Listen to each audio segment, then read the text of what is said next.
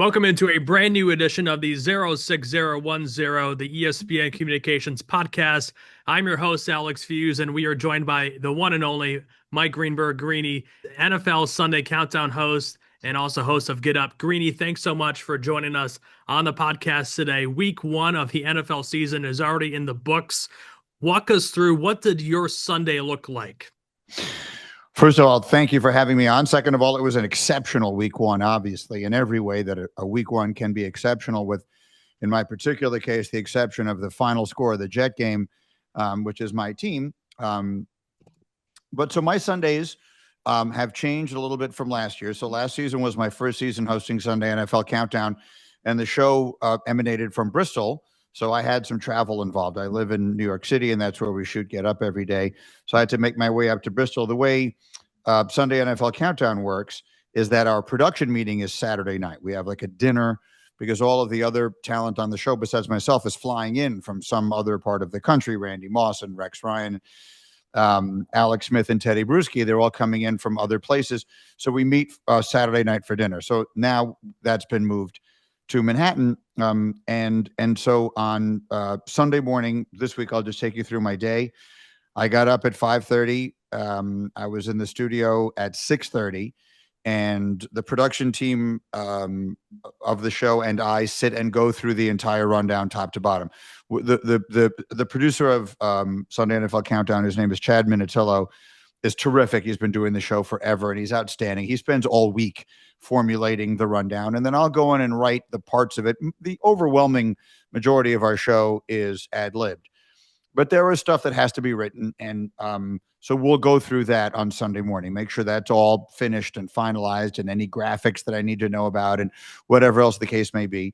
So we meet at 6:30, and then at 8 o'clock, the rest of the guys arrive, and we'll go through any last-minute stuff that needs to be gone through. We're in makeup at 8:30, and Teddy Bruschi, Alex Smith, and myself are in the studio a little before 9 to pre-tape this one segment of the show called Film Wall, which has always been my favorite part of the show because I love, as a football nerd, I love when they get up at this huge wall and they're showing all of this video and breaking down plays, and in this case, projecting how they think this player or this unit is going to work on Sunday in their particular matchup. In our new studio, which we borrow, perhaps is the right word, from our friends Live with Kelly and Mark. That's the studio that we use now on Sundays. The technology is ridiculous. So I hope everyone got a chance to see it. If not, in the film sessions, the segment that we did this past Sunday, on the floor, we can actually play video into the floor, and Teddy Bruschi is in the play. I mean, Teddy was like in this defensive play, projecting of the New York Giants defense and sort of showing what it would be like to be a linebacker playing behind this defensive line. It was the coolest thing I've ever seen. And the bells and whistles and toys we have to play with in the new studio are unlike anything I've ever seen in my 30 years in the business. So I'm really looking forward to continuing to sort of expand our use of that.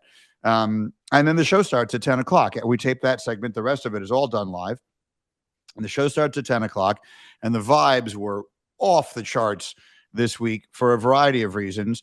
The second biggest being that it's week 1, and so we're all so excited to be back. The biggest by far being that our teammate, our colleague, our friend, Randy Moss is back with us, and it's well documented, what Randy has been through over the last, whatever it's been, 8-10 months. And so to have him back with us and feeling so good and looking so good and being his usual over-the-top self, I think just made us really feel complete. Like I'm really proud of the way we carried on last year after he got sick. We made what I thought was the only decision, which was we did not replace him, because who could replace Randy Moss? Mm-hmm. And we did. I think we still did a terrific show, and that was our job. But we missed him. There isn't any question we missed him. So having him back was invaluable. And so I think for those two reasons, the vibes were off the charts. So it was a super high energy, fantastic 3 hours. And then the show ends, and then we all go up to this conference room where they have all the TVs, and we watch all the games together.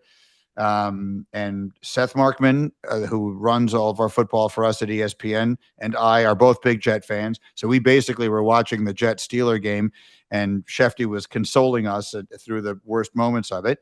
But it's a wonderful. I know I'm going on and on here, but I love watching games with these guys. Like Randy Moss is sitting right next to me, and something will happen in any of the games, and I will ask him as the replay is playing, why did he do that, or what's going on there, or whatever it is. I mean, the knowledge, the amount of learning that you can do by watching games with these people who played it and coached it. That's my favorite part of the job. So anyway, that was my Sunday. It was fantastic. Then, like everyone else, I came home and was mesmerized by what happened between the Ravens and Bills, and eagerly looking forward to the second week. So football season is by far the best part of our year, and it is off to a bang of a start. One quick question, I have to ask about the Jets. How many texts after the Chris Boswell field goal did you receive? It would have been good from 80 yards, right? Like if I genuinely believe that in altitude, like I don't know if they play Denver this year. I should consult the schedule. If they play at Denver this year, I would give you odds that Chris Boswell will kick an 80-yard field goal if they need him to. That certainly would have been good from 70. And it was so deflating. And I emerged from the game feeling better about the Jets than I expected to. So I suppose that's a good thing. Certainly feeling better about their offense and about their quarterback. And I thought Justin Fields played great. And I've always been a believer in him and a supporter of his. So that part of it was a delight. But just to find ways to lose, I mean, the 2-point conversions left and right, and you fumble the kickoff. And, there's no phrase that Jet fans hate more than the phrase same old Jets. And while they really didn't look like the same old Jets, if you were to just write down on a piece of paper the reasons they lost, they would feel very same old Jets. So hopefully, the positives that we saw coming out of Sunday will be repeatable, and better things are to come. I generally feel better about them through 1 week than I thought I would, but that was a heartbreaking loss. One more thing about hosting Sunday NFL Countdown. How different is that role, different than anything else you've done here in your career? So there's really two separate things that I host. So I'm privileged to host the NFL Draft and Sunday NFL Countdown. And for 2 seasons, I was privileged to host NBA Countdown. And those are shows people are not watching because of me. With the possible exception of my mother, no one is tuning in to the NFL Draft because I'm hosting it. So in those instances, my job is, I believe, to play air traffic control. I want to synthesize all of the information as best I can to make sure that it is as easily digestible. That's what a host does. A host makes you feel comfortable. If I'm hosting you, Alex, in my home, if you leave and you felt uncomfortable all night and it was awkward and you didn't have your drink refilled and all that kind of stuff, you'd say, Greeny's not really a very good host. If you feel really comfortable, if you enjoy the experience, it's relaxing and it's easy, then you'll say, Greeny is a good host. TV really isn't that different from that. So my job is to make you feel comfortable watching. My job is to make, on Sundays, Randy Moss, Rex Ryan, Alex Smith, Teddy Bruschi, Adam Schefter, Aaron Dolan, all of our reporters, everyone else, put all of them in the best position they can possibly be in to do their jobs. We have the best people in the entire world at what they do. And my job is to let them do that, is to put them in a position to do it. If maybe to use a basketball analogy, I'm throwing alley-oop lobs to them, and I want to put it right at the rim so they can easily take care of the dunk. So that's what those shows are. And for those shows, my job is to just set those guys up for the most part to be the best they can be. Certainly, I'll throw in my opinion from time to time. I'd like to say I'm a pass-first point guard, but if you leave me wide open, I'll knock down a three. But that is the job. When you're hosting the NBA, when you're hosting the NFL, when you're hosting the draft, people are tuning in because of the NBA, because of the NFL, because of the draft. On talk shows like Get Up or my radio show that I had up until this past year, or on Mike and Mike all those years, or whatever the case is, people are tuning in because you're hosting it. That's 180 degrees the opposite.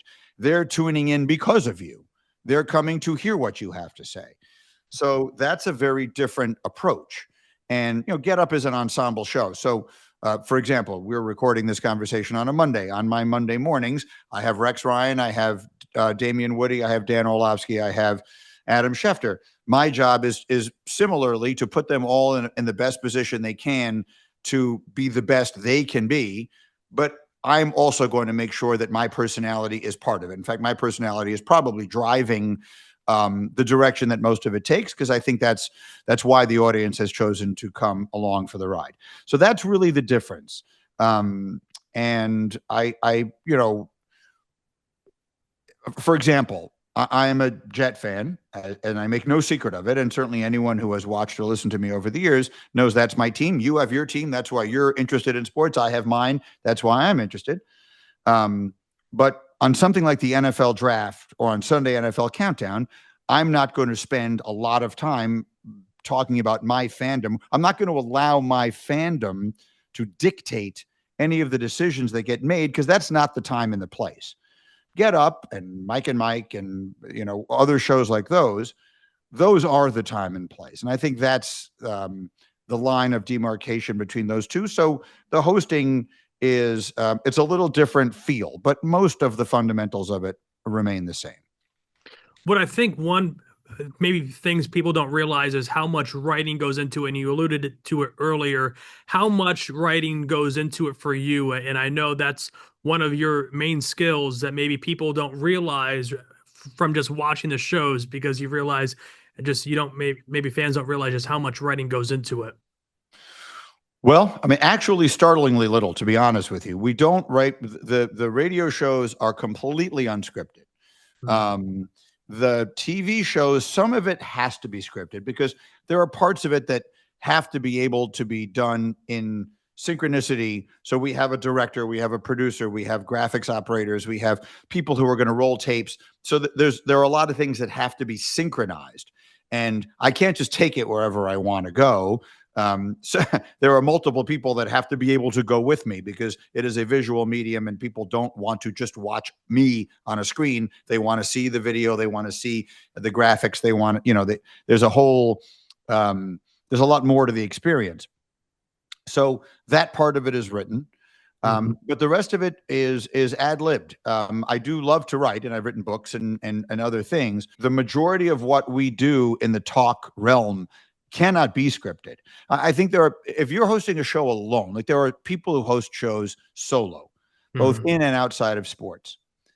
I'm sure they do a lot of scripting, because to be able to talk just extemporaneously off the top of your head for a really significant period of time, and to have your thoughts be organized and clear and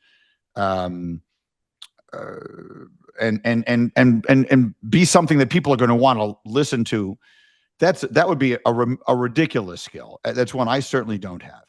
So individual shows, the few times I've hosted shows solo, those would particularly have been radio.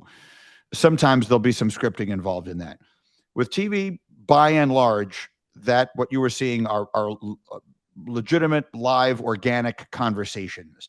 And those cannot be scripted, or if they're scripted, they will never be as good as they would be if you just allowed them to be. Now, we do, as I think about it, on Get Up, we will do some essays, some on-camera essays. I work with my longtime right-hand man, Paul Hembekides, we call him Hembo, and we will do these essays, and those are scripted, and those I do write. He does the research, and I do the writing. So there is some writing, but the overwhelming majority of our shows are ad-lib. Those are honest to goodness conversations. And as I always say, if we did today's show all over again, if we went back and started it at the beginning again, it would come out totally different. it would come out totally different, because someone would say something differently that would lead someone else to say something else. The next thing you know, we're having an entirely different conversation. And that's, I think, in many ways, the beauty of it. One last question about Sunday NFL Countdown. Katie Feeney is a new addition this season, and she brings a new, fresh perspective on things there. How was day one working with Katie this past week? Terrific. We met her on Saturday. She was there. So we all came in Saturday. Normally, we just have a dinner on Saturday nights. But this past week, we spent a few hours in the building because a lot of the guys had never been in the building. We've all just moved to this new building in New York City in Hudson Square. And I've been there every day since June doing Get Up. But for all, I think everyone on that show had never been there before. So, you don't want the day that you launch, the show, for them to be making sure that their IDs work and you can get in the elevator and you know where the bathroom is and all that. So we spent several hours in the building, and Katie came, and she was terrific. She is a master of the craft. And, everyone has their specialties. And I think for our show, the social space was definitely not our strength. It just was not, for whatever reasons and whatever the point is. There's so much room for growth in that space for that show in particular, for Sunday NFL Countdown.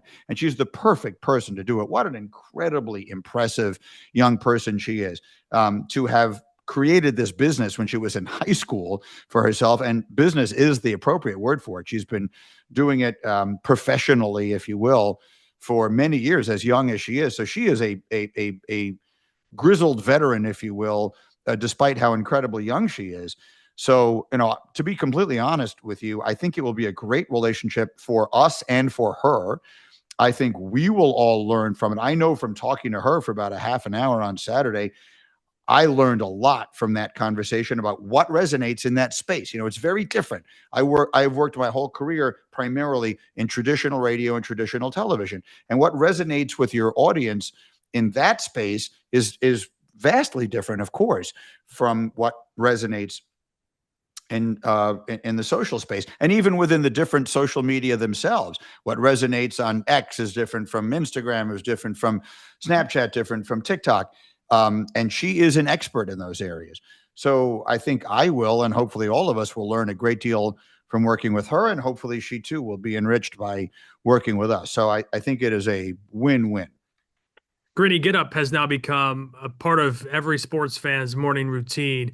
What do you think that show in particular makes it work for the sports fan? So first and foremost, we have an unbelievable team of people whose names most people don't know.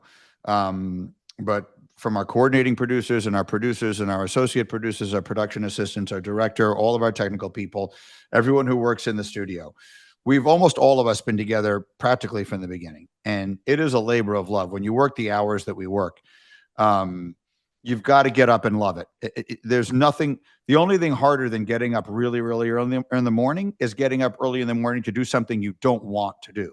And I can tell you that while I'm sure no member of our team is thrilled when their alarm goes off in the morning, they do feel an excitement about what we're doing. So that's first. We have a great team of people. They work hard, they're excited, and they're intentional about what we're doing, and they have a real passion for the success of what we are trying to accomplish. What I always say is the secret sauce of our show is that I believe we can be all things to all sports fans. So I don't think you can put our show in a box. I think there are days when what sports fans want. So on Monday morning during the football season, I believe what sports fans want is they want all of the analysis. They saw the game. They want to know why. They want to know what happened. Why did it happen? What did it mean? And we've got that covered. Mm-hmm. There are days when there isn't as much going on in the sports world. And those are days that might lend themselves to a little more debate, a little more, insightful conversation, a different kind of analysis, maybe a little more humor, a little more personality, because there aren't highlights and other immediate pressing issues to drive the conversation. And so we need to be those things. We need to be able to cover all of those bases as well. And I think we do that extremely well. I think we are able to do all of those things, or each of those things, sometimes all within the same 2 hours, but maybe more to the point, on each given day, I believe we can be what the sports fan is looking for. So that's our job, is to say, what, if you're a sports fan, what is it you want on your TV this morning? And then deliver that. And I think we have over the years figured that out. And it is an ever evolving process for two reasons. One is that you can always get better. You can always learn. But the second is that people's desires change. People's expectations change. The audience changes. So we need to evolve along with that. You know, I sometimes only half jokingly say, in our industry, we go through the Industrial Revolution every 2 years.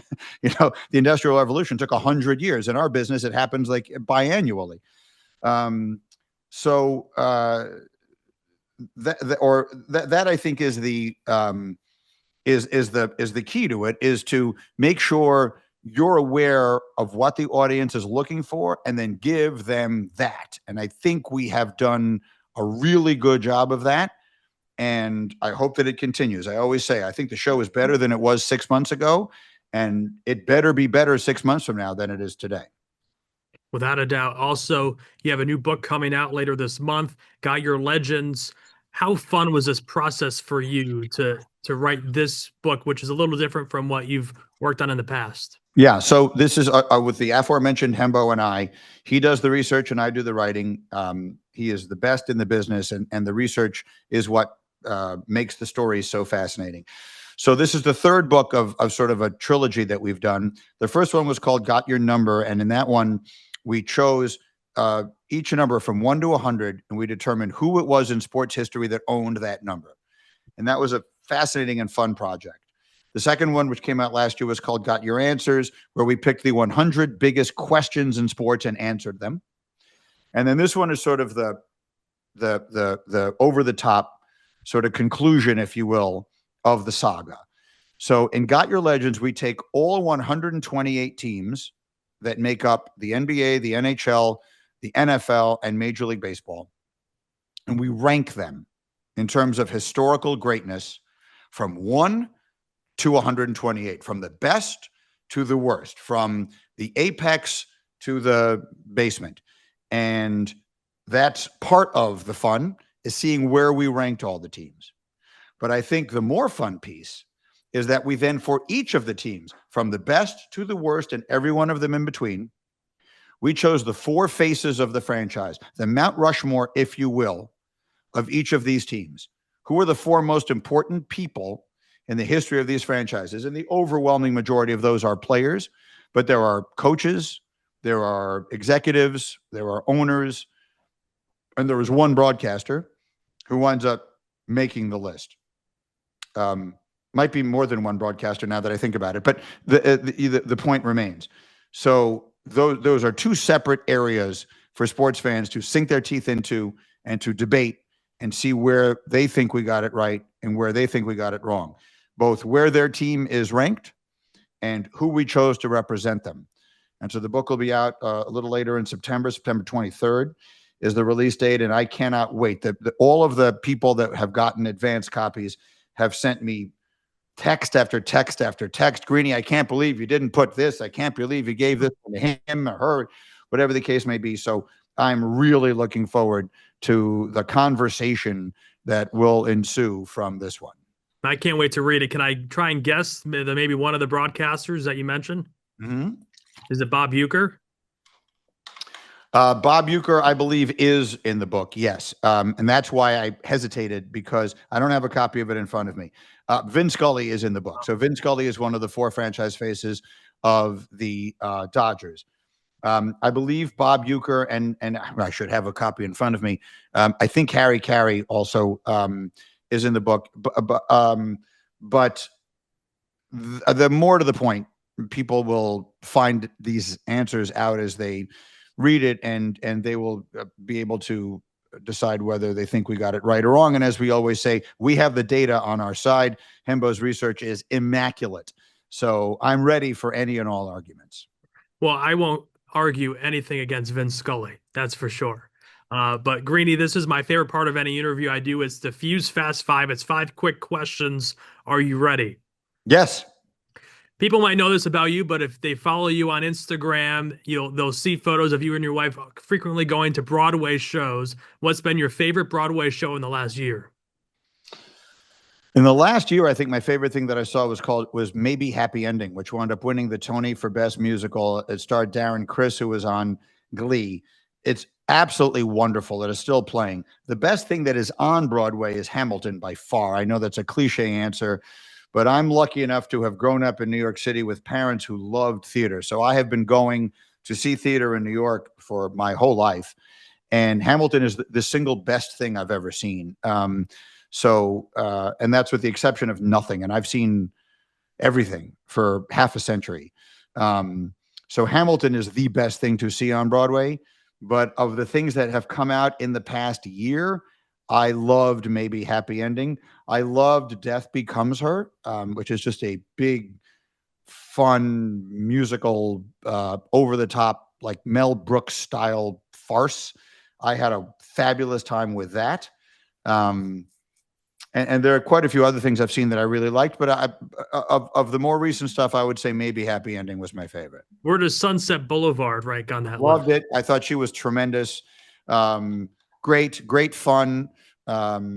She was wonderful. Her performance was really singular. Nicole Scherzinger, and she won the Tony, I think, didn't she? She was terrific.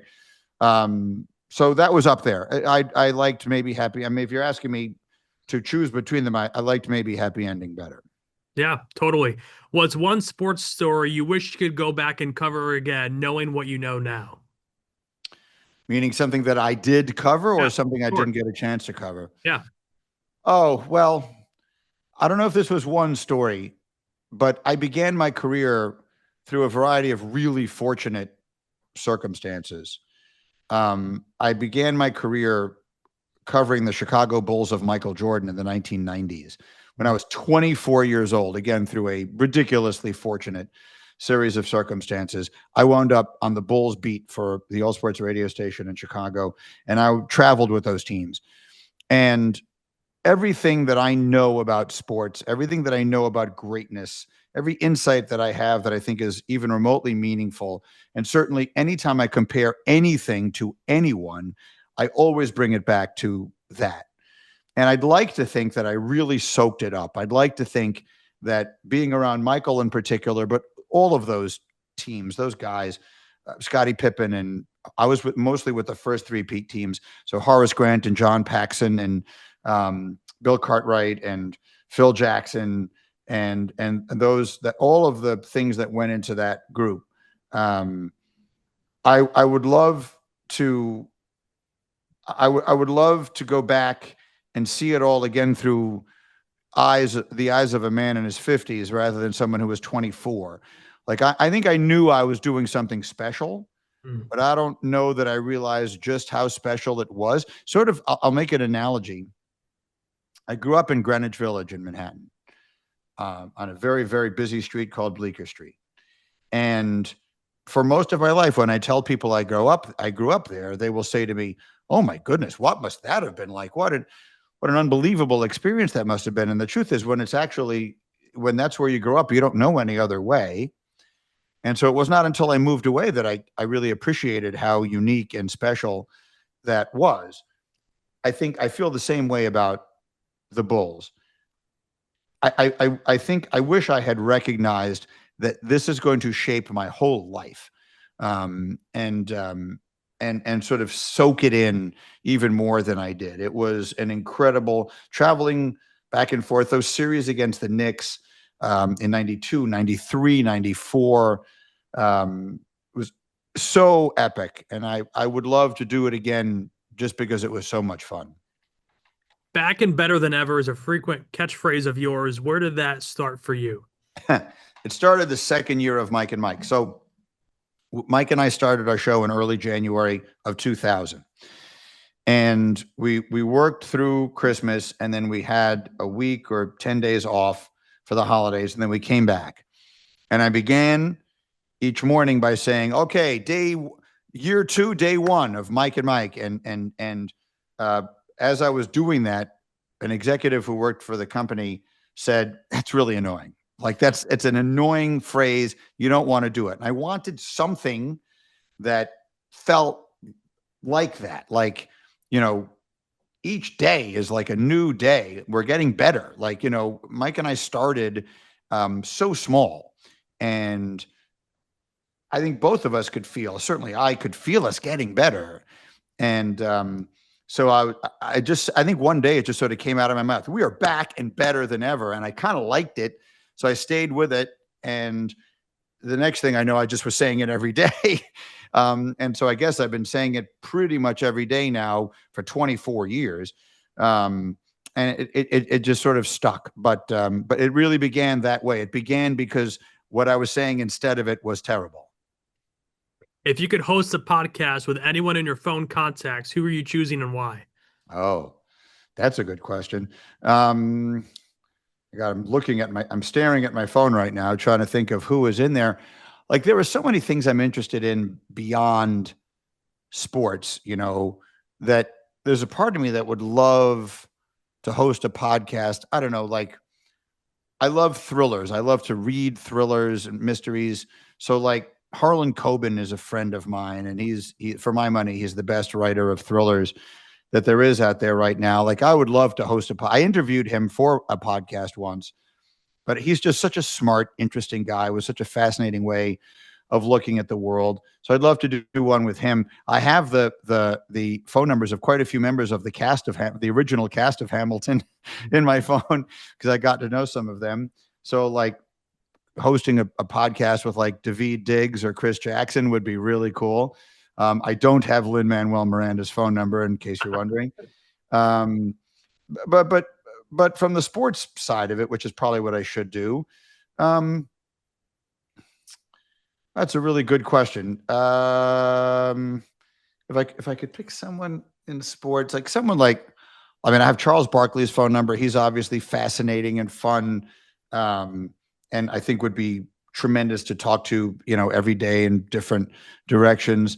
Michael Wilbon, who is sort of a mentor to me, I have his phone number. And Michael, we call ourselves the Medill Mafia, those of us who went to Northwestern's journalism school. And he is the king of the Medill Mafia. He started it all. So someone like him, who has seen everything and known everyone, those are sort of the first two that jump to mind. Then the last one, Greeny, you tweeted this last week or a few weeks ago now. You just celebrated your 29th anniversary at ESPN, so you've spent more than half your life working here. What's one thing that you haven't done here yet that you would love to do? Boy, that's a good one. I mean, ESPN is a fascinating place. I've seen it. So I wasn't there at its inception. It was already ESPN was already the dominant player in the space before I arrived in 1996. So it was built on the foundation that was laid by people who were there before me. I can take no credit whatsoever for that. But I have seen it through so many evolutions, because the world has just completely changed in so many ways. We had fax machines at ESPN when I started, and there was no such thing as the internet. So there's almost no way to describe how much things have changed in the time I've been there. And I've had a wonderful experience, because there have been so many experiences along the way. So I don't want to cop out on your question, but I don't really know that there's anything that I would like to do that I haven't had the chance to do. It's been really like a dream of a ride. I did post that recently because I had my 29-year anniversary at the company in the same month that I turned 58. So it has quite literally been half my life. Trying to think of a good answer. I hosted the NBA. I host the NFL now. What more could you want than that? I did get to be a part of the coverage of the Masters 1 year, and I loved that. And it's right before the NFL draft, so I can't do it. I love the draft. I love hosting that. I'm thrilled that we maintained the rights to the draft, so we'll get to continue doing that. I'd like to keep doing it until infinity. So I don't know that there's anything that I would want to do that I haven't been given the opportunity to do. And if that sounds like a cop out, what it really maybe is more than that is just sort of an acknowledgement that I'm the luckiest person I know. There are plenty of people I know who are more famous than I am, and there are people I know who make more money than I do, but I don't know anyone who I think has a better job than I have. And I'm very aware of how fortunate I am for that. Like, I'm just a kid who grew up in the 70s loving sports. And I'm one of tens of millions of people who can say that. And the fact that I get to be the one who sits in the middle of this sports conversation every day at the preeminent sports network in the history of the medium still doesn't always feel real to me. So this is not a good answer to your question, but really, there's nothing I can think of that I would like to do that I don't get the chance to do. No, I think that was a great answer, actually. So, Greeny, this has been so much fun. Thanks so much for your time today. Really do appreciate you coming on the podcast today. My pleasure. Thanks for having me.